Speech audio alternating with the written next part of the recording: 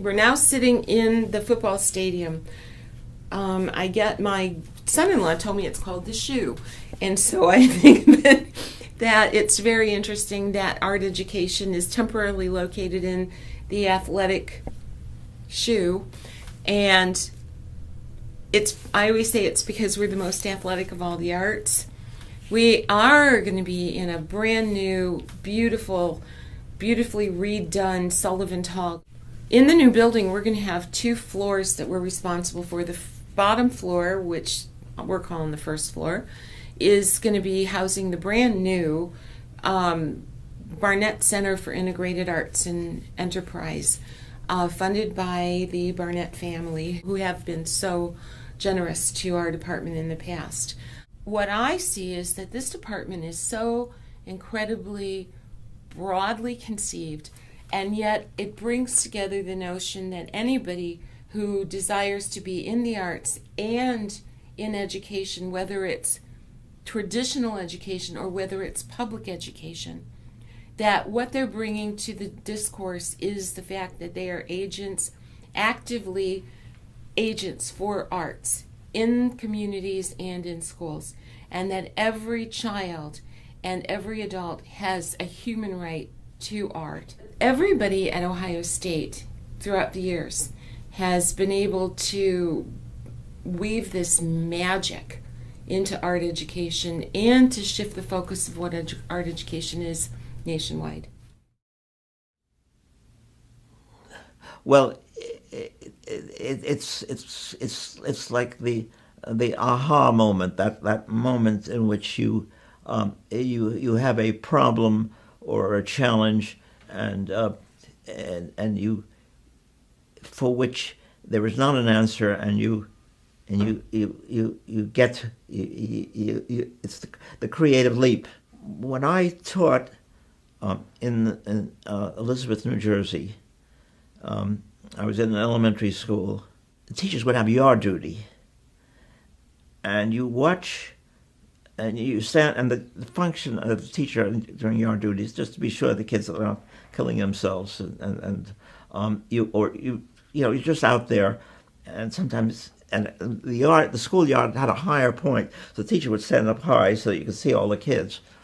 And I watched the kids, and what do you do when you're watching kids except you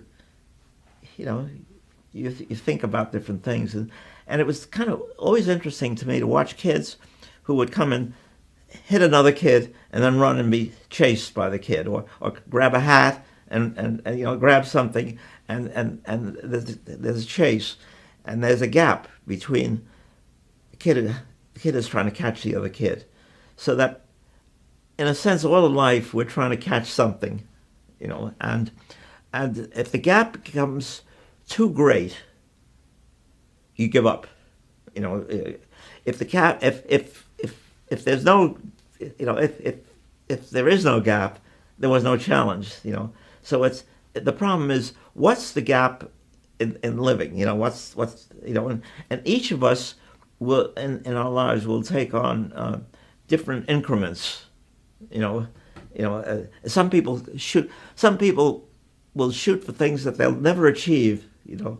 And some people will only do things that are so easily achieved.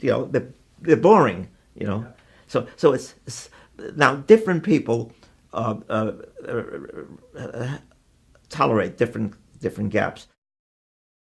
Arguments in support of visual arts education can be given in straightforward, commonsensical terms.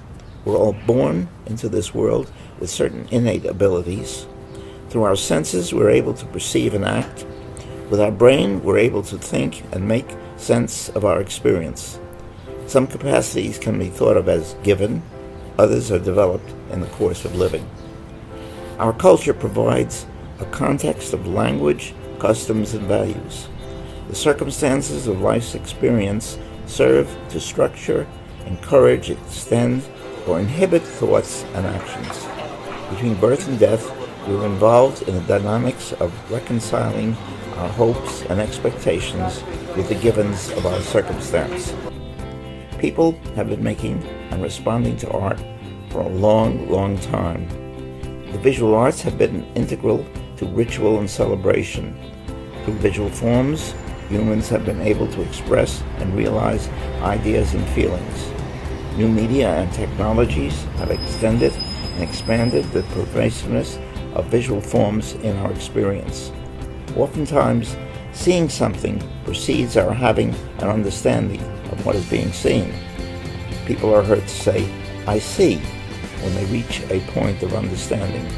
Oftentimes they say, "That's beautiful." Now, we make reference to progress in science and technology. New developments replace or supersede earlier accomplishments. Newer technologies or mechanisms clearly outperform earlier models. In the arts, however, newer forms are not necessarily better. Forms of the past may still be present in our contemplation and enjoyment. Thus, the arts of the past are simply augmented by a range of new forms, all contributing to our enrichment and understanding of the present. No single curriculum or program of study can cover it all. As art educators, we're interested in the processes involved in looking at and making visual art. Our interest extends far beyond the simple act of making things or looking at art as a recreational activity. As a field, our interest extends to the dynamics of experiencing visual art and the larger consequences of what this does to how we think of ourselves, others, and the world at large. Thus, seeing and responding to art needs to be understood as connected with seeing and responding to all experience. Art teachers are professionals who have had broad knowledge and experience in means for the creation of visual art forms. The study of art opens wider the possibilities for enhancing the quality of life. People need to be made aware of opportunities and responsibilities for creating art forms in relation to the visual and material environment for developing a better world in which to live. End of lecture.